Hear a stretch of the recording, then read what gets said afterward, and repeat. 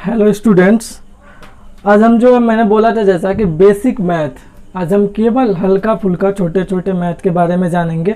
और ये स्पेशली उनके लिए है जैसे जो बायो के छात्र होते हैं इंटरमीडिएट में, जिन्हें हाई स्कूल में जिन्होंने अच्छे से पढ़ा है उनको तो पता होता है कि हमको क्या करना है। छोटे छोटे मैथ के जैसे रूट के बारे में, पाइथागोरस प्रमेय के बारे में और त्रिभुज के बारे में, ये सब चीज़ें हल्की हल्की चीज़ें पता होती हैं। बट जो अगर नहीं पढ़ पाते हैं वो लोग, कुछ लोग भूल जाते हैं जो बायो वाले होते हैं, क्योंकि उनको ये पता होता है कि हमको मैथ पढ़ना नहीं है, तो मैथ पे ध्यान ही नहीं देते हैं। तो बेसिक जो चीज़ें होती हैं नहीं जान पाते हैं। तो यहाँ पर साइंस की क्लास नहीं है, ये हल्की फुल्की बेसिक मैथ की क्लास है। तो वही लोग ये वीडियो देखेंगे जिनको मैथ में जानकारी लेनी है। बाकी जो साइंस वाले हैं तो उनके लिए ये वीडियो नहीं है, वो स्किप कर सकते हैं इस वीडियो को, ठीक है। बाकी आज हम थोड़े थोड़े छोटे छोटे चीज़ें देखेंगे। पहले हम देखेंगे जो ट्रिगोनोमेट्री है। सॉरी, हम मार्कर ले लेते हैं। ट्रिगोनोमेट्री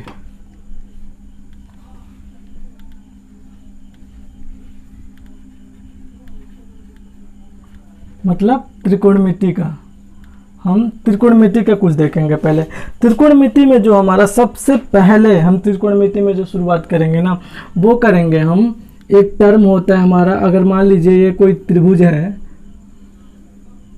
समकोण त्रिभुज। कैसा है? समकोण का मतलब जिसका एक कोण क्या हो, जिसका एक कोण समकोण हो, यानी 90 का हो। ये वाला ऐसा अगर कहीं पर साइन होता है तो ये 90 का होता है। ये मान लिया हमने थीटा का कोण यहाँ पर है, यहाँ पर हमने नाम रख दिया ए, यहाँ पर बी, यहाँ पर सी, ठीक है। ये हमने रख दिया। अब हम ये कह रहे हैं, ये जो पाइथागोरस, इसको हम प्रमेय, एक प्रमेय हमारा होता है पाइथागोरस प्रमेय। हम इधर लिखते हैं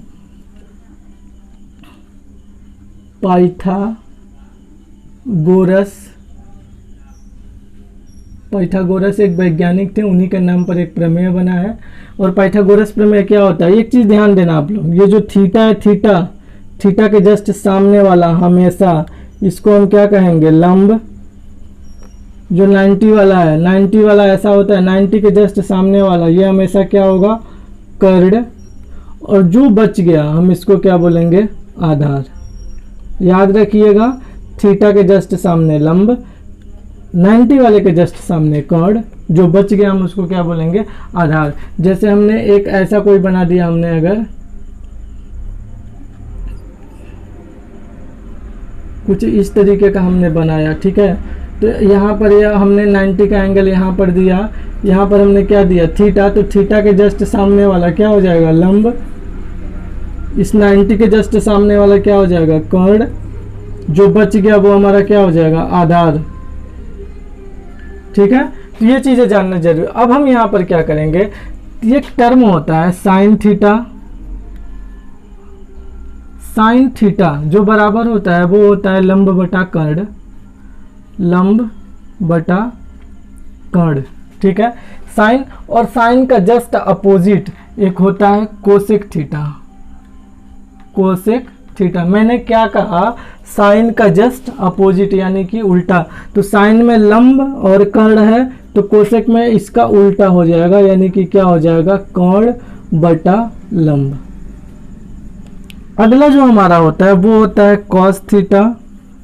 कॉस थीटा, कॉस थीटा जो होता है वो हमारा होता है आधार, आधार बटा कर्ण। और इसका कॉस का जस्ट उल्टा होता है सेक थीटा। ये सब याद करने वाली चीज़ें हैं। मतलब ये साइन थीटा लंब बटा कर्ण होता है, ये याद करने वाली चीज़ है।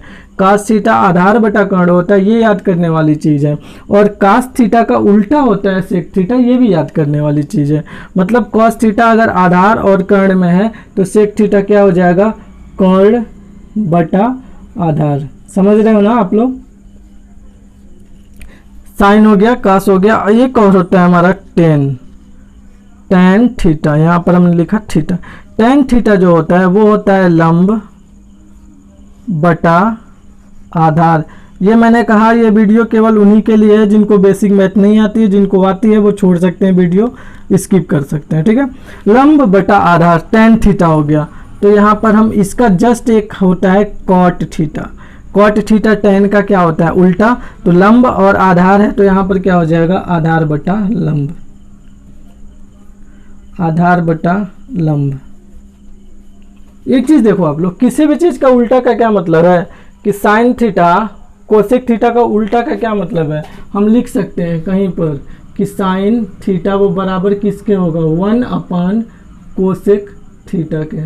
देखो उल्टा का यही मतलब हुआ कि जो साइन थीटा बराबर होगा 1 कोसेक थीटा के। देखो लंब बटा कर्ण है, जब हम इसको 1 करेंगे तो कर्ण ऊपर चला जाएगा, लंब नीचे चला आएगा। किसी भी चीज़ का, जैसे अगर कहीं पर हम लिखे हैं कि लंब बटा कर्ण, इसी को हम समझ लेते हैं। साइन थीटा हमारा क्या होता है, लंब बटा कर्ण। कोसेक थीटा हमारा क्या होता है, कर्ण बटा लंब। तो हम क्या करें यहाँ पर, अगर लिखें हम साइन थीटा बराबर 1 कोसेक थीटा क्या होता है, कर्ण बटा लंब, कर्ण बटा लंब। और चूंकि 1 में है तो लंब कहाँ चला जाएगा, ऊपर चला जाएगा। तो ये क्या हो जाएगा, लंब और बटा कर्ण। ये हमारा क्या आ गया, साइन थीटा। समझ में आ रहा है ना, मतलब कि साइन थीटा क्या है, कोसेक थीटा का जस्ट उल्टा। कोस थीटा किसका उल्टा है, सेक थीटा। टेन थीटा किसका उल्टा है, कॉट थीटा। यानी एक चीज़ और भी जान जाओ इससे आप लोग कि कहीं पर अगर साइन थीटा की वैल्यू 2 दिया है, साइन का उल्टा क्या होता है, कोसेक।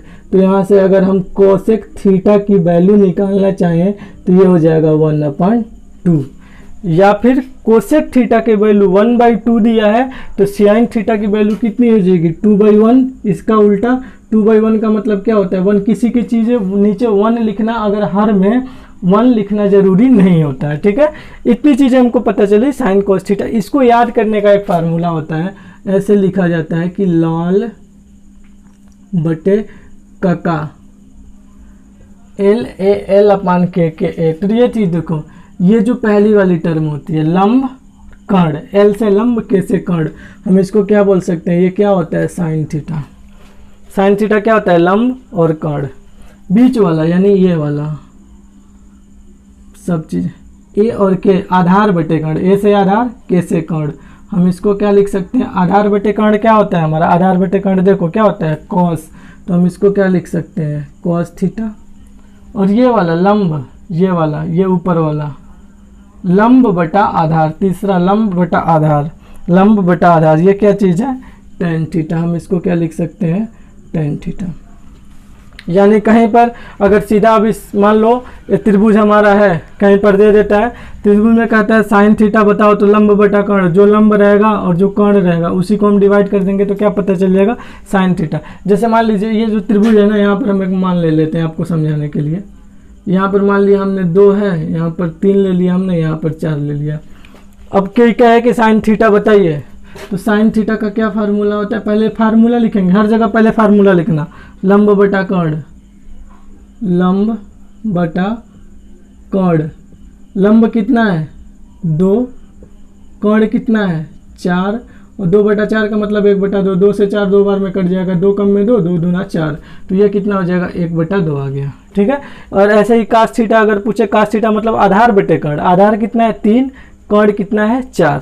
टेन थीटा पूछता है लंब बटे आधार, तो टेन थीटा लंब कितना है हमारा 2, आधार कितना है 3, तो 2/3, ठीक है। और इसी टेन थीटा से काट थीटा पूछ रहा है, तो काट थीटा या तो आप सीधा आधार बटा लंब निकाल लो, या टेन थीटा लगा करके जो भी आ रहा है उसका उल्टा कर दो तो भी ठीक। देखो टेन का उल्टा हमारा क्या होता है, कॉट। कास का उल्टा क्या होता है, सेक। और साइन का उल्टा क्या होता है, कोसेक। तो साइन अगर हमको पता है तो उसका उल्टा कर देंगे, कोसेक मिलेगा, कॉस थीटा का उल्टा करने पे सेक थीटा मिलेगा, ठीक है। ये हमारा होता है। और पाइथागोरस प्रमेय में जो मुख्य चीज़ होता है वो क्या होता है, ये जो चीज़ है ना, आप स्क्रीनशॉट लेकर के सेव कर लेना, ठीक है। जो सबसे इम्पोर्टेंट चीज़ होता है पाइथागोरस प्रमेय, तो हमने बताया ही नहीं, ठीक है। पाइथागोरस प्रमेय होता क्या है, पाइथागोरस प्रमेय होता है कि जो कर्ण होता है, कर्ण का जो वर्ग होता है वो बराबर होता है लंब के वर्ग प्लस आधार का वर्ग, ठीक है। यानी ये जो कर्ण है इसका वर्ग हम करेंगे तो लंब का वर्ग और आधार के वर्ग के क्या होगा, बराबर होगा। जैसे मान लीजिए हम एक ले लेते हैं ऐसा 3 4, हमने क्या किया इसको ऐसे कुछ टर्म हम ले लेते हैं, 3 यहाँ 4 और यहाँ हमने 5, तो ये कर्ण है, यानी कर्ण पर बना वर्ग यानी 5 का वर्ग, ये जो बराबर होगा यहाँ पर क्या होता है 3, देखो लंब और आधार है ना, तो लंब कितना है 4, तो 4 का वर्ग प्लस आधार कितना है 3 का वर्ग, तो ये कितना हो जाएगा, देखो 5 का वर्ग कितना होगा 25, 4 का वर्ग 16 और 3 का वर्ग 9, तो 16 9 कितना हो जाएगा 25, और ये कितना आ गया 25। ये जो 3 4 5 होता है ना, ऐसा ही होता है कि 5 का जो वर्ग होता है इन दोनों के वर्गों के योग के बराबर होता है। तो कर्ण पर बना वर्ग शेष 2 वर्गों के योग के बराबर होता है। कहीं भी किसी भी त्रिभुज में अगर ये दिया है, लंब दिया है, आधार दिया है, तो इसका बना वर्ग हम इन दोनों के वर्गों के योग के बराबर लिख देंगे। ठीक है, अब देखो जहाँ पर मिटाता हूँ मैं वहाँ पर चाहो तो आप लोग 10-10 सेकंड करके स्किप कर सकते हो। मान लीजिए ये जो है ना, यहाँ पर ए बी सी का टर्म हो, मतलब 3 4 5 9 दे करके यहाँ ए दे दे, यहाँ बी दे दे, यहाँ सी दे दे। ठीक है, तो हम सीधे लिख देंगे कर्ण पर वर्ग, कर्ण का वर्ग का मतलब बी स्क्वायर, यहाँ पर क्या है बी स्क्वायर, और लंब और आधार कितना है ए और सी, तो ये क्या हो जाएंगे ए स्क्वायर प्लस सी स्क्वायर। ये जो है आपको जानना होगा कि ये किसी भी टर्म पे आ सकता है, उससे कोई मतलब नहीं, हमको नॉलेज होना चाहिए कि किसको कहाँ पर रखना है। ठीक है, अब जो होता है साइन थीटा कास थीटा के कुछ मान याद कर लेते हैं, बस त्रिकोणमिति में इतना ही है ताकि आपका इंटरमीडिएट सेकेंडरी में काम चल जाए। देखो साइन 0 की वैल्यू होती है 0, कॉस 0 की वैल्यू होती है 1, ठीक है, साइन 90 की वैल्यू होती है 1, और कास 90 की जो वैल्यू होती है वो होती है 0। ठीक है, अब यहाँ पर देखो साइन 180 180 और कॉस 180, ये जो होते हैं ना जीरो वाले ही होते हैं। साइन 0 का 0 है ना, जो 0 और 180 होते हैं बराबर होते हैं, बस अंतर ये होता है जहाँ 1 है वहाँ -1, मतलब इतना हमको याद कर लो। साइन 180 का भी कितना होता है 0, और कास 180 का कितना होता है -1। ये 3 टर्म आपको याद होने चाहिए। साइन 0 मतलब 0, कास 0 मतलब 1, साइन 90 का 1, कास 90 का 0, साइन 180 का 0 और कास 180 का -1। यानी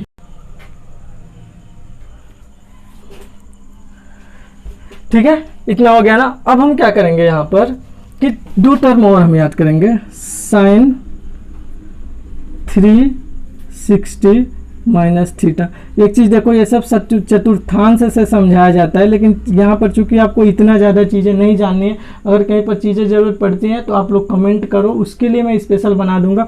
बट यहाँ पर बस वही चीज़ें हम बता रहे हैं जो आपका आगे का काम चल जाए। तो साइन 360 माइनस थीटा, ये हमारा कितना होता है याद कर लीजिएगा, माइनस साइन थीटा होता है। क्या होता है माइनस साइन थीटा। लेकिन अगर यहाँ पर कोस लगा हो, कॉस का 360 माइनस थीटा, ये हमारा बराबर होता है कॉस थीटा के। देखो यहाँ पर 360 माइनस थीटा जो है ना, ये कॉस जो है थीटा के क्या होता है बराबर होता है। एक चीज़ और देखो, हमारा साइन माइनस थीटा, ये जो बराबर होता है माइनस साइन थीटा के, और कॉस माइनस थीटा ये जो बराबर होता है कॉस थीटा के। इतनी चीज़ें आप त्रिकोणमिति में जानो, इससे ज़्यादा कुछ जानने की ज़रूरत नहीं है। ज़रूरत पड़ेगी छोटी मोटी चीज़ें तो मैं बताता रहूँगा, इतना आप रट जाओ एकदम से कि साइन 0 की वैल्यू 0, कास 0 की वैल्यू 1, साइन 90 की वैल्यू 1, कास 90 की वैल्यू 0, साइन 0 की वैल्यू 0 और साइन पाई की वैल्यू 0 और कास पाई, पाई का मतलब 180, कास पाई की वैल्यू -1। यहाँ पर साइन 360 माइनस थीटा की minus sine theta, cos 360 minus theta cos theta, sine minus theta का minus sine theta, cos minus theta का कास थीटा। आपको ऐसे बस याद करना है, ठीक है। अब याद कर लो इसको, रट जाओ एकदम से। अगर 2 चीज़ें और अगर चाहो तो याद कर लो तो बेटर है आपका, कि साइन 30 की जो वैल्यू होती है 1/2 होती है, और कास 30 की जो वैल्यू होती है वो होती है √3/2। ये दोनों अगर याद कर पाओ तो कर लो। ये सब त्रिकोणमिति के जो वैल्यू होते हैं ना, इनको याद करने पड़ी टेबल होता है एक, तो चीज़ें अगर ज़रूरत पड़ेगी तो बताऊंगा, वरना इतने से आप काम चला लो। ज़्यादा जो है लेंदी हो जाएगा, मैं बस इसको ज़्यादा लेंदी नहीं करना चाह रहा हूँ। अब ज्योमेट्री में कुछ देख लेते हैं हम लोग। ज्योमेट्री का मतलब रेखा गणित में हम लोग कुछ देख लेते हैं, ठीक है। इसमें इम्पोर्टेंट है, इम्पोर्टेंट का मतलब ये है कि पहले हम ये देखेंगे कि अगर कोई त्रिभुज है, यहाँ पर त्रिभुज में क्या होते हैं 3 भुजाएं होती हैं, 3 कोण होता है, ये माना हमने ए है, ये माना हमने बी है, ये माना हमने सी है। तो जो तीनों अंतःकोण होते हैं, तीनों अंतःकोण होते हैं, यानी कि कोण ए प्लस कोण बी और प्लस कोण सी, ये बराबर होते हैं 180 के, या इसी को हम क्या लिखते हैं, पाई। ठीक है, 180 का मतलब क्या होता है, पाई। तो हम इसको 180 लिखें या पाई लिखें, उससे कोई मतलब नहीं है, बस तीनों अंतःकोणों का योग कितना होता है, 180 होता है। ठीक है, एक चीज़ और आप लोग देखो, हमेशा यहाँ पर हम अगर ऐसे इसी त्रिभुज को कुछ ऐसा बढ़ा दें तो ध्यान दीजिएगा, तो ये जो कोण आएगा, ठीक है, हमने मान लिया थीटा, ये जो कोण हमने मान लिया थीटा, तो ये जो थीटा होगा ना, बाहर का कोण है, ध्यान देना, त्रिभुज के अंदर का कोण नहीं है, बहिष्कोण की हम बात कर रहे हैं। ठीक है, बहिष्कोण इसमें कौन सा है, थीटा। जो थीटा होगा वो बराबर किसके किसके होगा, देखो ये जो थीटा होगा इसके जस्ट पास वाले कोण को छोड़ दो, अंदर वाले को, बाकी ये इन दोनों के योग के बराबर होगा, यानी कि कोण ए और प्लस कोण सी के। समझ में आ रहा है ना चीज़ें। इसको और देख लेते हैं आगे करके, हम एक और बनाते हैं फिगर यहाँ पर, ए बी और सी। हमने क्या किया, इसको इधर बढ़ा दिया, यहाँ पर हमने ले लिया कोई कोण थीटा, और ये हमने बी लिया है, तो बी कोण यहाँ हमारा है, और ये क्या है, सी है, और ये क्या है, कोण ए है। अंतःकोणों का तीनों का योग कितना होगा, ए प्लस बी प्लस सी, कितना हो जाएगा, पाई अथवा 180। ये तो हम आपको बता चुके हैं, लेकिन अगर हम इसका कोण निकालना चाहें, यहाँ पर ये थीटा, तो यहाँ पर थीटा जो होगा वो किसके बराबर होगा, इसके जस्ट साथ वाले को आप छोड़ दो, बाकी दोनों को जोड़ लो। ए और सी के क्या होगा, हमेशा कोण ए प्लस कोण सी के क्या होता है, बराबर होता है। फिर से अगर हम इधर बड़ा ना करें, इस बार हम क्या करें, इधर बड़ा ना करें। ठीक है, हमने क्या किया, इधर बड़ा कर दिया, यहाँ पर हमने क्या कर लिया, थीटा ले लिया। तो अब जो थीटा होगा वो किसके बराबर होगा, अब ये मिटा देते हैं क्योंकि वो पहले वाले पे लागू होता था। ये जो थीटा होगा ये किसके बराबर, इसके साथ वाला कोण कौन सा है, सी। हमने ये सी जो लिखा था, ध्यान दो आप जरा सा, हमने जो ये सी लिखा था इस कोण को लिखा था ना, लेकिन हमने इसको बढ़ा दिया है, तो ये जो सी अब इसका नाम नहीं है, इस कोण का नाम था, हमने यहाँ पर क्या लिखा, थीटा। तो अब जो थीटा होगा किसके किसके बराबर होगा, ए और बी के, यानी कि कोण ए और प्लस कोण बी। इस पर हम एक लगा लेते हैं ऐसे एग्जाम्पल, समझ में आ जाएगा आपको चीज़ें। ये मान लिया हमने 45 का है, 60 का है, ठीक है ना। एक चीज़ और भी है, ये 60 का होगा, ये 45 का होगा, तीनों अंतःकोणों का योग कितना होता है, 180। ये 60 हो गया, ये कितना हो गया, 45, 60 45 का मतलब 105। तो 180 में से 105 घटाएंगे, ये कितना हो जाएगा हमारा, 75। अरे ऐसे सुनो आप लोग, हम ये कह रहे हैं तीनों जो अंतःकोण है ना त्रिभुज के, तीनों, इन तीनों में से कोई दो पता हो तो हम तीसरे को निकाल सकते हैं। कैसे, तीनों का कितना होगा 180, दो अगर पता चल गया तो तीसरा हम निकाल लेंगे, तो तीसरे का क्या मिल जाएगा।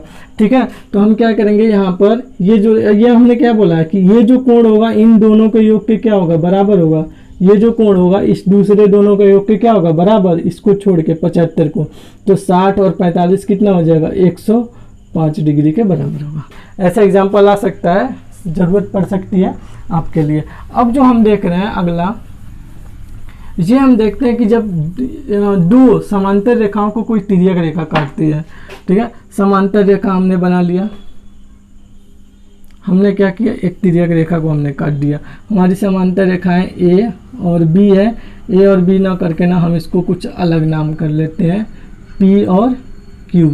ठीक है, इसको कोई एक रेखा मान लीजिए, इस रेखा को कोई नाम रखे ना रखे उससे कोई मतलब नहीं है, या मैं नोपी कुछ भी रख दे, हम कोई मतलब नहीं। ठीक है, एक चीज़ जरा देखो, इसमें जो होते हैं ये वाले कोण, ये वाले कोण जरा देखो तो, इसका भी कुछ ऐसे आकार है, इसका भी कुछ ऐसे आकार है, तो ये क्या कहलाएंगे, संगत कोण कहलाएंगे। जो एक जैसे दिखेंगे ये दोनों क्या कहलाएंगे, ये वाले और ये वाले क्या कहलाएंगे, संगत कोण, जहाँ हमने ऐसा चिन्ह लगाया है। ठीक है, ये क्या कहलाएंगे, आपस में संगत कोण। संगत कोण का मतलब एक जैसे। एक चीज़ और देखो, ये वाले और ये वाले एक जैसे हैं, ये वाले हम यहाँ पर एक अलग साइन दे देते हैं, मान लीजिए कोई हम ऐसे बिंदी दे देते हैं, तो पता चल जाएगा ये दोनों आपस में क्या है, बराबर है। ये भी दोनों आपस में क्या है, संगत कोण है। संगत कोण है। ठीक है, एक चीज़ और भी देखो आप लोग, जो ये वाला कोण है, ये वाला कोण, ठीक है ना, और ये वाला कोण, यानी ये जो आमने सामने है, इनके और इनके, ये जो दोनों होते हैं ना, ये दोनों आपस में जो होते हैं, ये वाले, ये जो दोनों होते हैं, हम इनको क्या करते हैं, ऐसे कर लेते हैं। और ये जान जाओ बस आप, आमने सामने जो काटते हैं ये होते हैं शीर्षाभिमुख कोण, शीर्षाभिमुख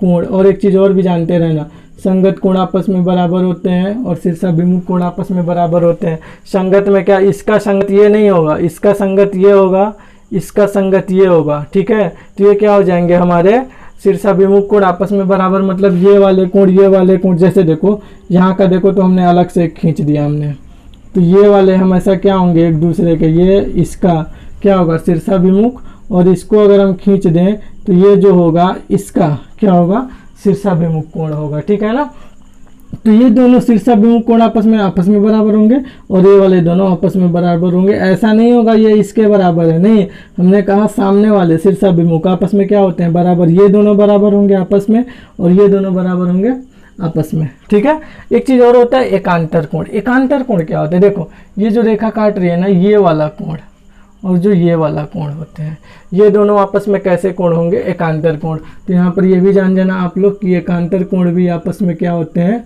बराबर होते हैं। एकांतर कोण भी आपस में क्या होते हैं, बराबर होते हैं। हमने संगत कोण जाना, इसका संगत ये होगा, इसका संगत ये होगा, इसका संगत ये होगा, इसका संगत ये होगा, इसका एकांतर कोण ये होगा। ठीक है, तो ये चीज़ें पता होनी चाहिए आपको, बस ये याद रखना, एकांतर कोण आपस में बराबर होते हैं, संगत कोण आपस में बराबर होते हैं, शीर्षाभिमुख आपस में बराबर होते हैं, शीर्षाभिमुख आमने सामने होते हैं, संगत जो एक जैसा अगर देखो इसको ढको सब ये जैसा दिख रहा है ना, सेम ऐसे ये भी दिख रहा है इतना वाला। ठीक है ना, तो ये आपस में बराबर होंगे। ये वाला जो है सेम ये वाला चीज़ मिल रहा है, ये आपस में बराबर, ये जो आपको मिल रहा है ये इसके बराबर मिल रहा है, तो ये जो होंगे आपस में बराबर होंगे। अगर हम सब कोणों का नाम रख के बताएं तो आप समझ जाओगे क्लियर इस चीज़ को, बहुत लंबा हो जाएगा उसके लिए। देखो जैसे हम क्या करते हैं, यहाँ पर ए रख देते हैं, यहाँ पर नाम रख देते हैं बी, तो यहाँ पर हम लिख सकते हैं कि कोण ए बराबर होगा किसके, कोण बी के। क्यों, क्योंकि आपस में कैसे हैं, ये एकांतर कोण है। ऐसे ही अगर हम यहाँ पर मान लो कोई रख दें सी और यहाँ पर हम रख दें डी, तो हम क्या लिख देंगे कि कोण सी किसके बराबर होगा, कोण डी के। क्यों, क्योंकि आपस में सी और डी कैसे हैं, आपस में संगत कोण है। ठीक है ना, ऐसे ही ये वाले और ये वाले, अगर हम इसका नाम रख दें ए बी सी डी, ई रख दें और इसका नाम रख दें एफ, तो हम बोलेंगे ई और एफ, कोण ई और कोण एफ, ये आपस में कैसे होंगे, एफ कैसे हैं, संगत कोण, तो आपस में क्या होंगे, बराबर। बस आप ये जान जाओ यहाँ पर सिंपल कि संगत कोण आपस में बराबर होते हैं, शीर्षाभिमुख आपस में बराबर होते हैं और एकांतर कोण आपस में क्या होते हैं, बराबर होते हैं। ठीक है, अब जो होता है हम यहाँ पर इतनी चीज़ें जान गए। ठीक है, अब जो एक टर्म होता है हमारा त्रिभुज का क्षेत्रफल, एक जगह कहीं आप लोग याद कर लो बस एक लाइन में, बाकी इसके बाद हम कुछ पढ़ाएंगे नहीं इस वाले में, बेसिक चीज़ है। अलजेब्रा तो आप लोग मेरे ख्याल से जोड़ना घटाने वाली चीज़ है, तो जोड़ना घटाना बटे का अगर नहीं आता है तो कमेंट करना, नहीं आता है तो बताएंगे।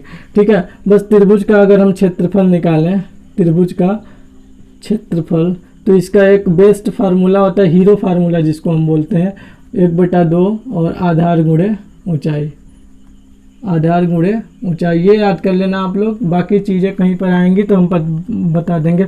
और ये आपको पता होना चाहिए, पाइथागोरस में 90 के आगे वाला क्या होगा, कर्ण, थीटा के आगे वाला क्या होगा, लंब, और जो बचा होगा वो क्या होगा, आधार। ठीक है, और कर्ण पर बना वर्ग, आधार पर बने वर्ग और लंब पर बने वर्ग के योग के क्या होता है, बराबर होता है। तो ये हम बस बेसिक बताएं, सिंपल मैथ का। इसके बाद हम जो फिजिक्स का आवेश यानी सेकेंड ईयर का जो फर्स्ट चैप्टर है आवेश, वो शुरू करेंगे। आवेश के बारे में डिटेल जानेंगे, उसके ख़त्म होने के बाद हम उसका न्यूमेरिकल पढ़ेंगे। ठीक है, तो आप लोग बस करना क्या है कि आप लोग अगर देखते हो भी इसी वीडियो को, जो भी स्टूडेंट्स हैं वो आप अपने सहपाठियों के साथ में शेयर करें और ज़्यादा लोगों तक इसको पहुंचाएं इन वीडियो को। और अगर रही बात नोट की, जितनी भी चीज़ें मैं पढ़ाता हूं, अगर आप उनके नोट के लिए इच्छुक हो तो आप मुझे बताओ कमेंट करके। ठीक है, धन्यवाद।